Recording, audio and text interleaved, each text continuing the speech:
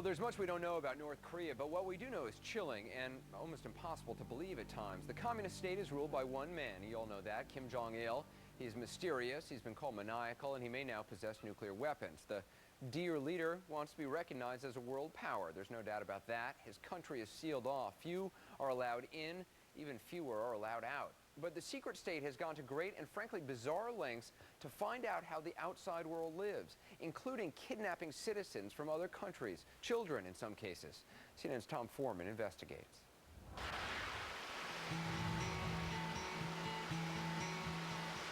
It began on the Japanese coast in 1977, a mystery that was little noticed then, but now shakes the shores of two nations. A 13-year-old girl did not come home from school. Her mother was cooking dinner, her twin brothers playing. Megumi Yokota was expected any moment. I thought it was getting late and she wasn't home yet. I turned off the stove and ran to the school. When I looked in the gym, there were no badminton players. At that moment, I felt a chill. We grabbed a flashlight and started yelling, "Megumi! Megumi!" Now in a haunting new documentary, American filmmakers Patty Kim and her husband, Chris Sheridan, are telling the story. My wife told me Megumi hadn't come home yet. I told him, get home now. But this is more than a family's loss. Nearly 30 years later, the disappearance is rattling the highest levels of Asian governments, even affecting nuclear arms talks. It's a personal tragedy that's now evolved into one of the most talked about and most emotionally charged political crises in Asia. The reason lies in North Korea. After years of waiting, worrying, and asking questions, Megumi's family stumbled onto a horrible truth.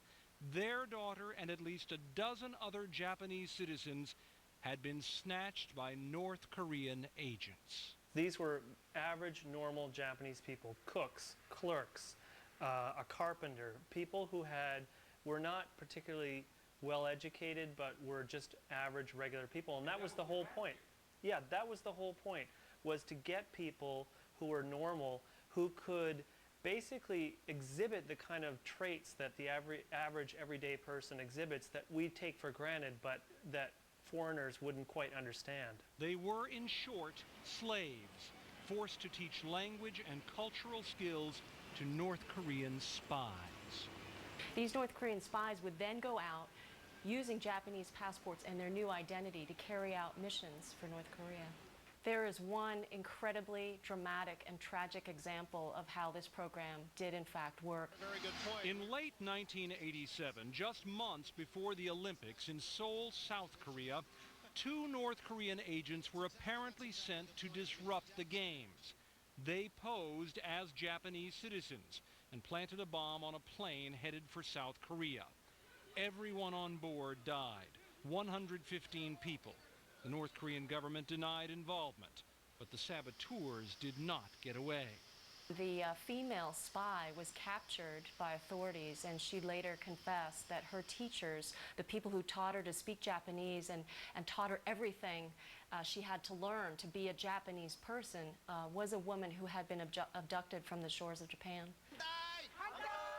The North Koreans eventually admitted to some abductions, and ever since, the fate of the abductees has become a scorching issue for Japanese political leaders.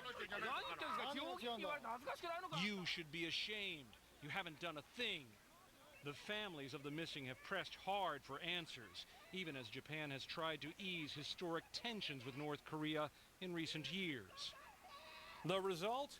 Even after North Korea returned some surviving abductees, many Japanese citizens remain convinced that scores more are still in captivity, along with perhaps hundreds of South Korean kidnapped victims.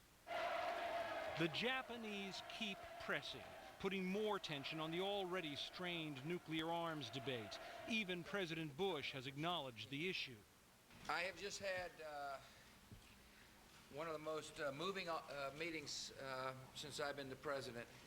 He met Megumi's mother earlier this year, and just this week spoke again about her horrible story. It broke my heart. And it should break everybody's heart, but it speaks to the nature of the regime. So what has become of Megumi?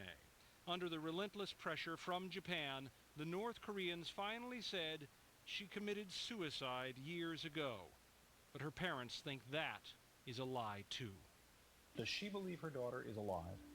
Absolutely. The parents unequivocally believe that their daughter is alive. North Korea says she is dead.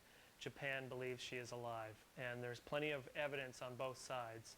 The North Koreans say they produced this picture of Megumi as an adult, and they also say she married and gave birth to this girl who is now 18 and bears a startling resemblance to the Japanese grandmother she has never met. What we know for sure is this: if Megumi is alive, she would have turned 42 this month. Tom Foreman, CNN, Washington. That is extraordinary. Can you imagine that mother having to live with that?